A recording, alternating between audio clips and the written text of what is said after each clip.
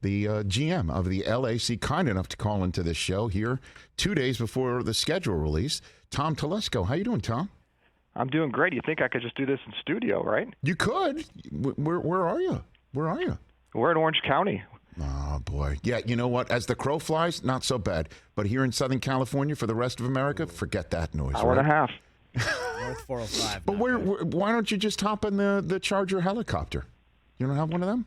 You know what? I need to get out of the office a little bit anyway, so I should have driven up and sat in the big chair. Well, wait a minute. I don't know. Were you with the team when Phillip Rivers had that bus, right? I was, yeah. He had the Cadillac Escalade that was equipped with everything, right? Equipped with everything, with an Exos, and he could watch film up and back, and he had a driver. It was a pretty good setup. That ride still doesn't exist? It's not in the garage somewhere? You send that ride down, I'll come right up. Yeah, I don't have that ride for you, Tom. I don't have that ride for you. You know, but I'm working my way. I'm working my way up that ladder.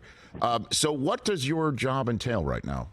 Now that the draft is over, walk me through what a GM's life is like right now. Yeah, it's about 2 months of non-draft work that shows up at your door the day after the draft ends, which, is typical. It's 6 to 8 weeks before the draft. You're just totally draft driven. Mm-hmm. It's just, it's a large process with a lot of people, and you're working through it, and it's obviously important. But then there's the rest of the responsibilities that, that kind of come up that sometimes have nothing to do with football that you have to get to work on. And then this week we have our rookie minicamp that starts essentially Thursday, Friday, Saturday, and getting ready for that. And, excited to, whenever you draft these players to actually get them on the field, see them, with Charger colors on, run around, make sure everybody fits, especially some of the college free agents, make sure everyone looks like they're NFL players. It's an exciting weekend. And so if you have a list of things to do right there in front of you, maybe you do, maybe you don't, where on that list, figuratively or literally, does getting your generationally brilliant quarterback the nine-figure, multi-million-dollar mega salary deal that he is due, where does that stand right now? It's certainly on the list. Okay. The fact that he's under contract this year and in 2024, mm-hmm. That helps, as far as, look, he's here this year, he's here in 2024. But obviously in the background, there's negotiations that have to go on, and the sooner the better to get something done, just so we know what the cost is moving into the future.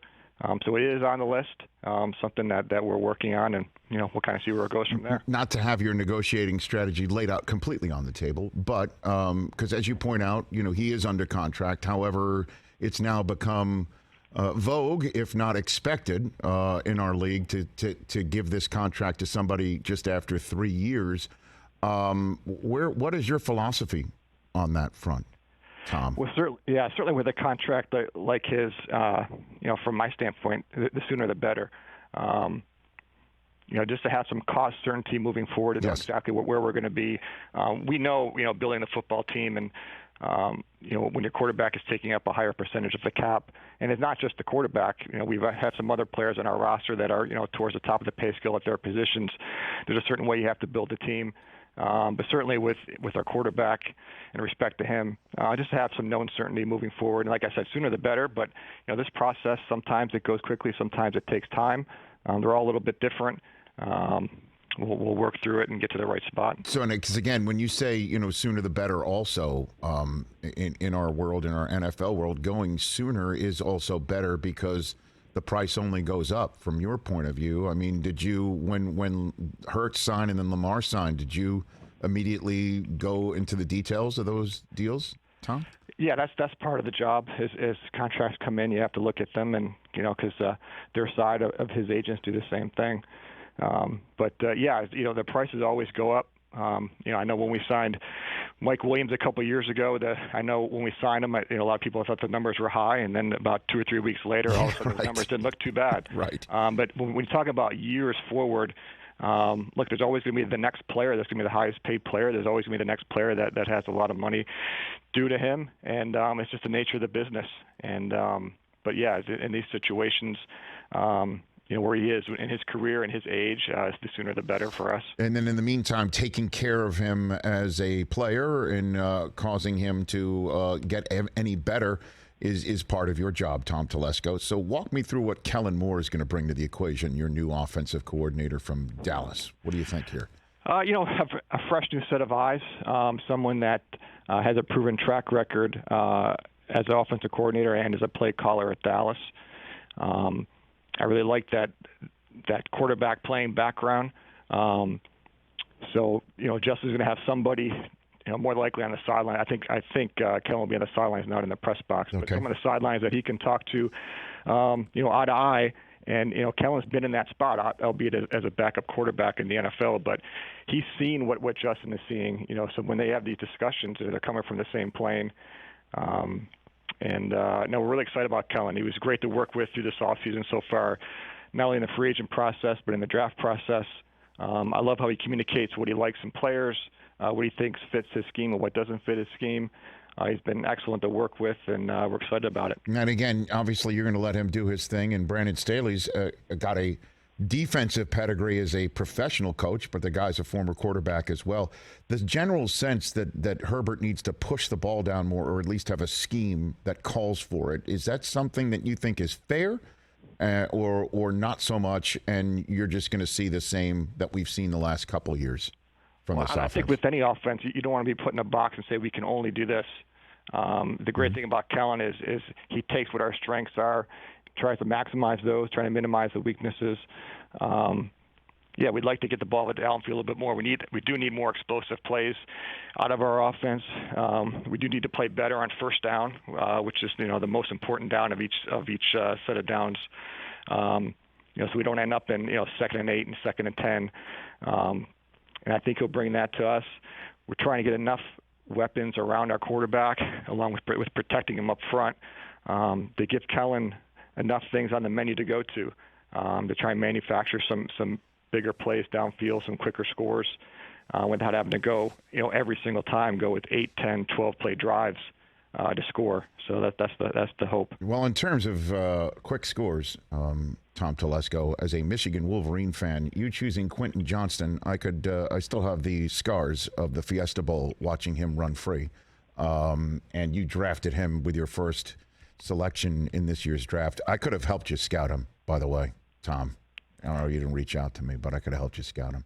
Yeah, well, we drafted 3 guys from TCU. I noticed. So I think you could have really helped out. I noticed that, including the quarterback at the very end, who I'd love to get to. But let's talk about the 2 wide receivers you got from TCU, Quentin Johnston and Darius Davis. What did you like about them? Well, Quentin's he's a big, strong receiver that also has some vertical ability. He's really good run after catch, which is something what we wanted to add to the offense. And this is a passing league, and receivers are very important. It's also a very highly paid position, and we have 2 highly paid receivers right now. And you need 3, you need 4 if you can have them, like legit receivers that we can go to. It's nice with Quentin at 21 years old. We're going to have him for 5 years at rookie salary cap numbers, albeit first-round pick numbers, but rookie numbers nonetheless. To get him in here with Keenan Allen, Mike Williams, Josh Palmer, to give us a really solid, strong set of receivers that we can throw to.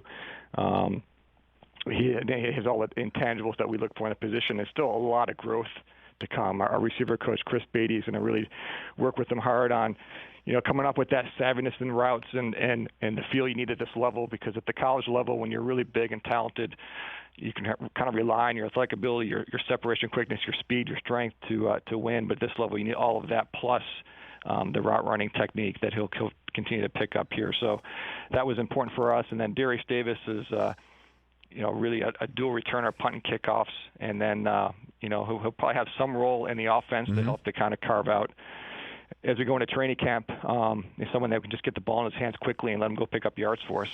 And then I don't know how much grinding of a quarterback tape you did, Tom, obviously with Herbert, but you clearly did enough to snag Max Duggan in the 7th round, a Heisman Trophy candidate this past year. What do you see out of him, Tom?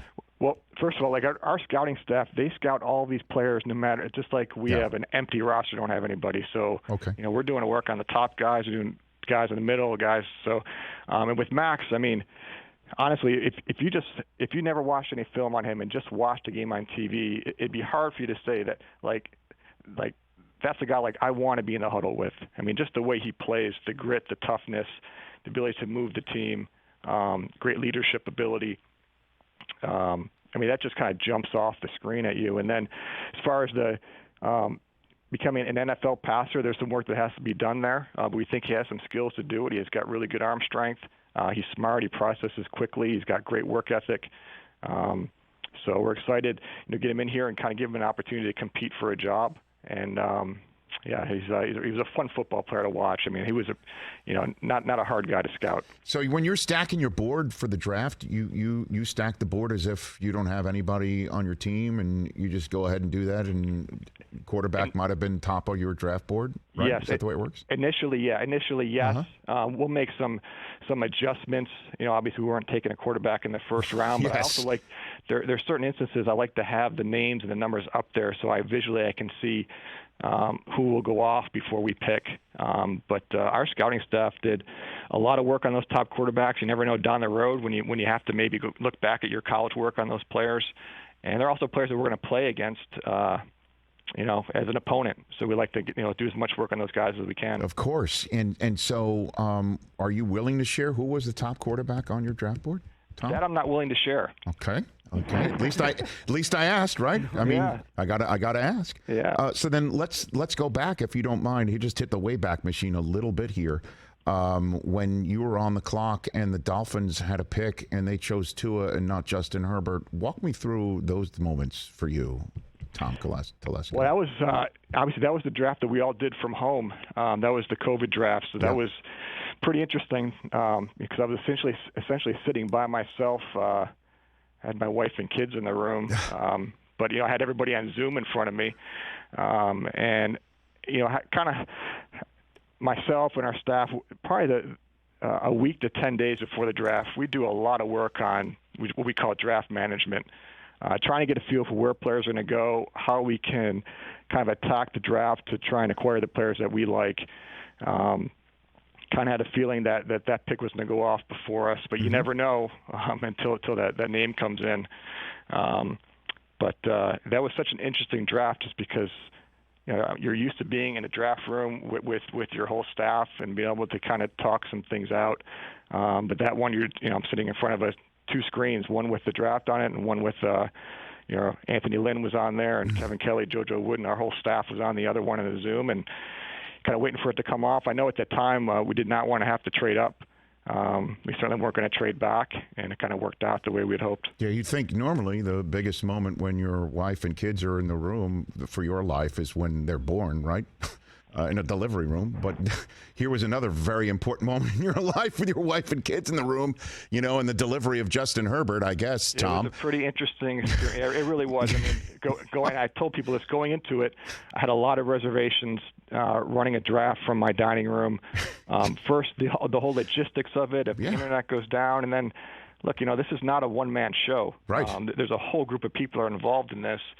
And, we're going to be working through Zoom. And actually, our seventh-round pick, KJ Hill from Ohio State, as we were getting ready to select him, the Zoom actually went out. Because we were trying to get so many people on there, so we were getting ready for the college free agent process after the draft. So that went out. So you had a little bit of uncertainty there. We got the pick in. But it was very neat to have, my three kids kind of see what the process looks like a little bit.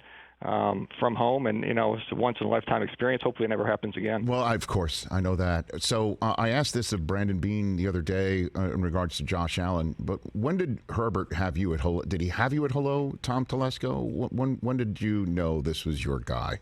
Well, I'll tell you what, we thought he made it clear the year before, so our scouts had done a lot of work on him. Chris Hobbs and Justin Sheridan, Kevin Kelly, and they liked him a lot the year before. I got more into him his senior year. I was at the Rose Bowl game, and that was kind of an eye-popping game for me. There's certain things, live games that you can't get a feel on tape. And just being at that game, how he moved his team, especially in the second half, not only throwing the ball but running the football, and the enthusiasm he played with. That was one of those moments like, this is what we're looking for. A player has the physical ability. Obviously he can throw the ball and he's got big arm strength and he's accurate. But he's big, he's strong, and he's really athletic. We wanted a quarterback that could really move outside the pocket, run when he had to, go pick up. On 3rd and 8, he can go pick up 10 yards if he has to, if everything's covered up. And had all the intangibles we're looking for in the position, which is just as important and more important than the physical skills. So that was a big game, at least for me. And then even the Senior Bowl was such a great evaluation tool as well. And watching him throw the deep ball and how accurate he was at the Senior Bowl, playing with receivers that had just gotten there, and how well he played in that game. But in the end, you really have to put 2 years of work together with a lot of people's evaluations, all the testing that we do, and try and make a decision. But we were very happy with it, obviously. Yeah, and then I'm sure, again, I asked Brandon this too, and then you meet him. You're just hoping before you meet him, boy, I hope I like him. I hope he's not going to turn me off. And of course, that's not that guy, right? It's kind of true, especially in that leadership position where people have to follow you. Right. And look, everyone's personalities are different. Everybody leads in different ways. And he leads in his way, which works. Yeah, sure does. He's awesome, man. He's one of our hardest working players.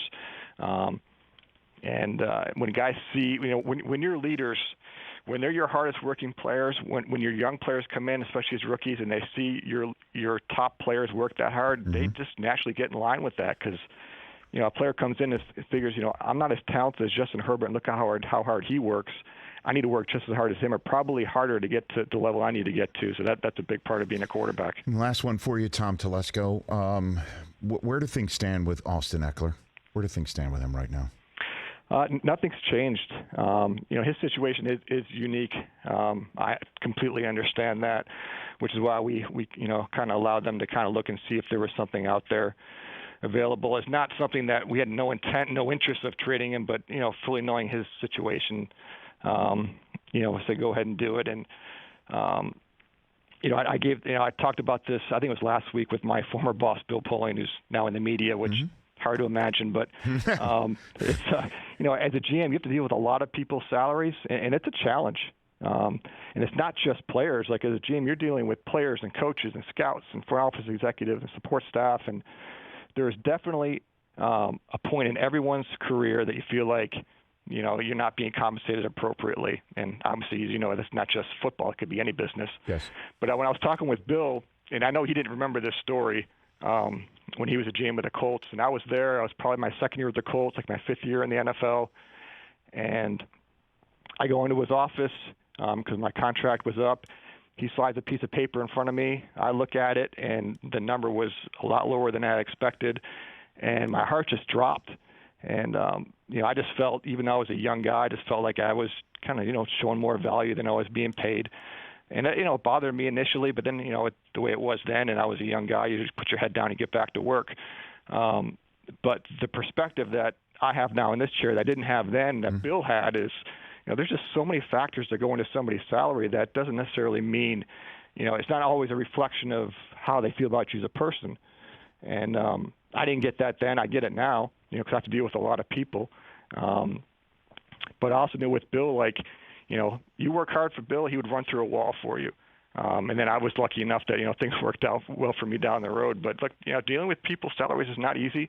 And I understand people are going to be uncomfortable and maybe upset sometimes. That's just, nature of the business, probably nature of all businesses.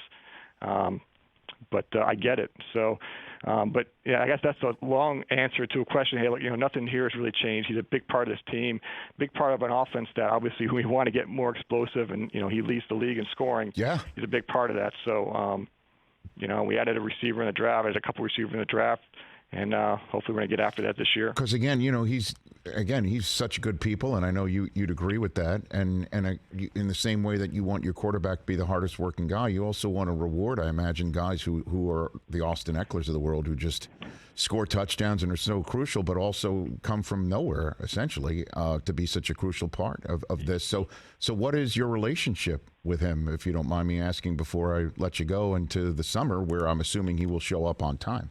Well, he's awesome. We love him, and I love him. And, I know there's this, this quote unquote running backs devalued, and it's like, running back's a hard position. You handle the ball a lot, You have to be using the passing game like we use Austin a lot. Mm-hmm. You have to be able to pass protect, which he does very well. He's a selfless pass protector.